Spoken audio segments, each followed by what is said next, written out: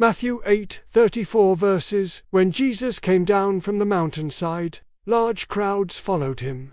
A man with leprosy came and knelt before him and said, "Lord, if you are willing, you can make me clean." Jesus reached out his hand and touched the man. "I am willing," he said, "be clean."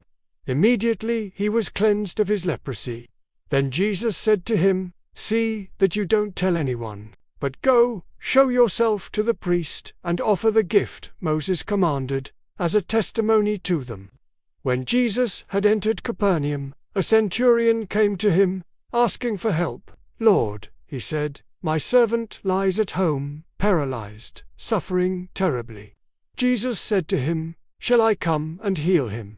The centurion replied, "Lord, I do not deserve to have you come under my roof, but just say the word, and my servant will be healed.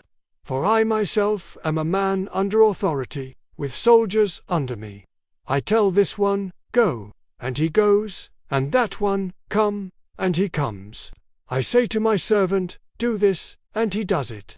When Jesus heard this, he was amazed, and said to those following him, "Truly I tell you, I have not found anyone in Israel with such great faith. I say to you that many will come from the east and the west, and will take their places at the feast with Abraham, Isaac, and Jacob in the kingdom of heaven. But the subjects of the kingdom will be thrown outside, into the darkness, where there will be weeping and gnashing of teeth." Then Jesus said to the centurion, "Go, let it be done just as you believed it would." And his servant was healed at that moment. When Jesus came into Peter's house, he saw Peter's mother-in-law lying in bed with a fever. He touched her hand, and the fever left her, and she got up and began to wait on him.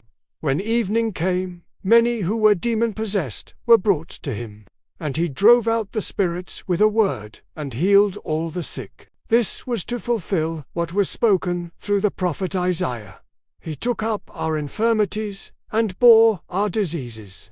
When Jesus saw the crowd around him, he gave orders to cross to the other side of the lake.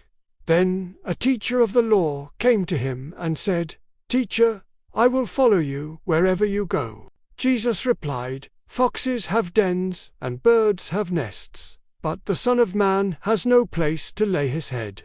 Another disciple said to him, "Lord, first let me go and bury my father." But Jesus told him, "Follow me, and let the dead bury their own dead." Then he got into the boat, and his disciples followed him.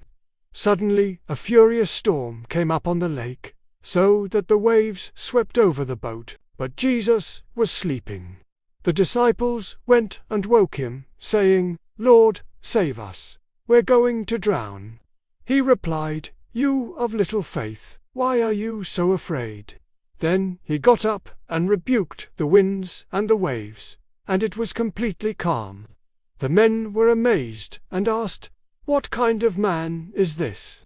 Even the winds and the waves obey him." When he arrived at the other side, in the region of the Gadarenes, 2 demon-possessed men coming from the tombs met him.